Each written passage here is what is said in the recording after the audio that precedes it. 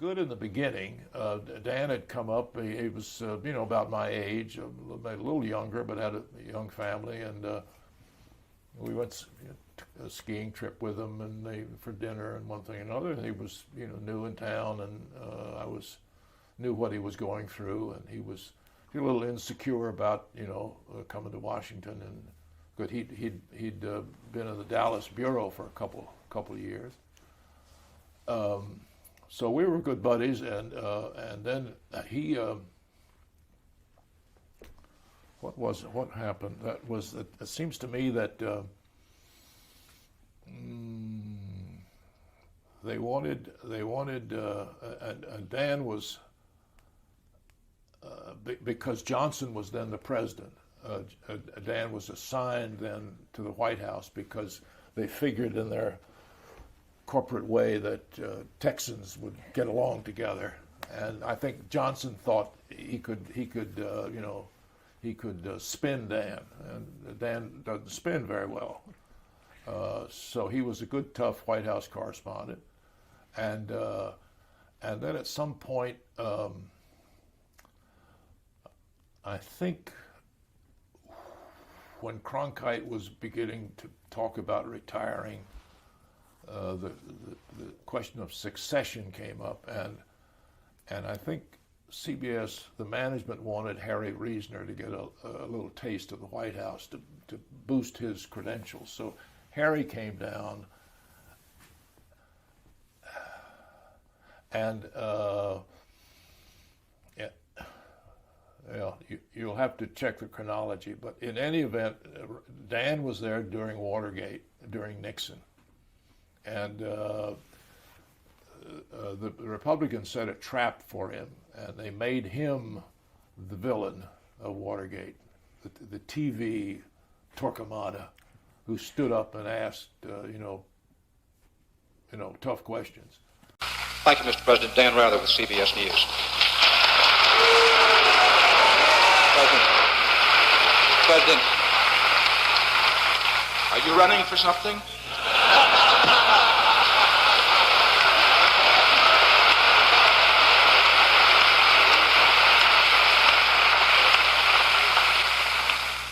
No, sir, Mr. President, are you? So apparently, whether the corporation got nervous about that, but Dan was assigned to London, and was in London for a couple of years.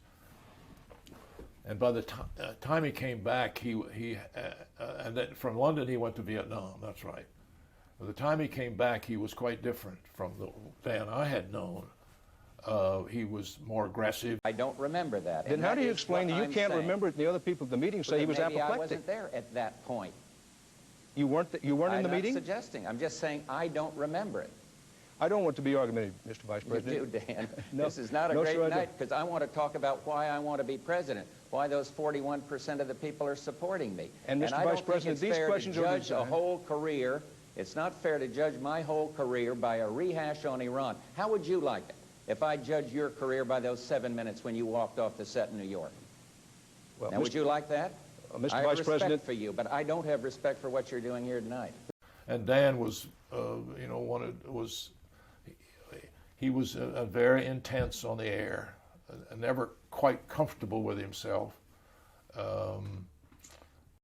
Courage, courage, karate, courage, courage. And he kept the evening news in first place for about a year, and then it began to slide off, and it dropped to 3, dropped to 3rd, and still there. And I think that coincided with the rise of ABC, which had been kind of a weak sister, not much competition, and with the demise of Huntley and Brinkley, and so all of that it didn't help Dan,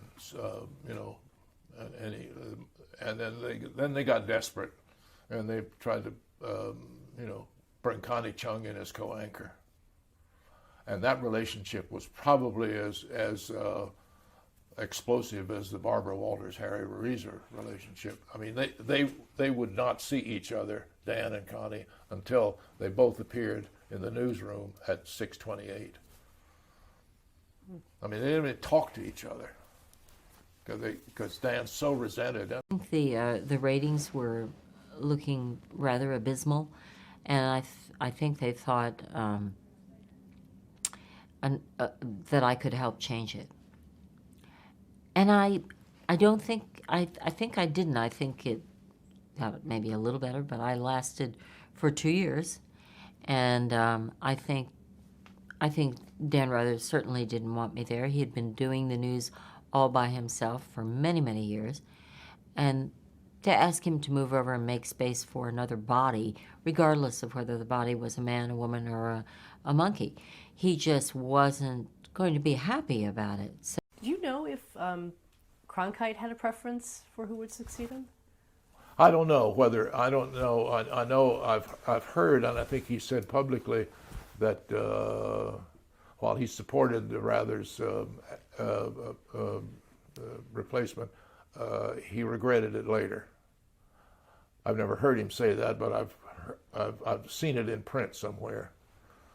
But anyway, well after all this was over, and Dan, I think, had been unhorsed, I got a call from a reporter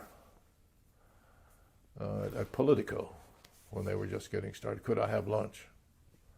And I said sure. So he talked around. So what? How about you and Rather? That's what he wanted to know in the beginning, and just took a lunch to get it out. So I said, I think Dan Rather was probably the hardest working anchorman I'd ever seen. He went anywhere and everywhere for CBS. He never turned down an assignment. He was always had that certain uncomfortable edge to him, but it wasn't that he wasn't trying. I thought he tried harder than all of them. And I said, I think that what did him in was the star system, where the anchorman has to rely on so many other people about this and that, and the accuracy of that he did not have time as an anchorman who was on the go all the time to check out everything, and that's what did him in. It was the Bush Alabama National Guard story in the documents, and I said but that's the system, the way it works. A few personal thoughts on this story we've reported tonight.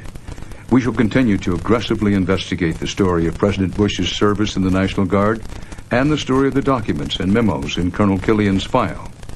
Are those documents authentic, as experts consulted by CBS News continue to maintain? Or were they forgeries or recreations, as Marion Carr Knox and others believe? We will keep an open mind, and we will continue to report credible evidence and responsible points of view as we try to answer the questions raised about the authenticity of the documents. The last question, is it true you can't walk in CBS to this day? I'm sorry? You can't walk into the CBS News division to this day? No. That's unbelievable to me. We grew up with you every night. You were CBS. I appreciate that, but I do want to emphasize, how long ago I made my peace with what happened at CBS. But you can't go into Black Rock. They'll stop you downstairs in the lobby?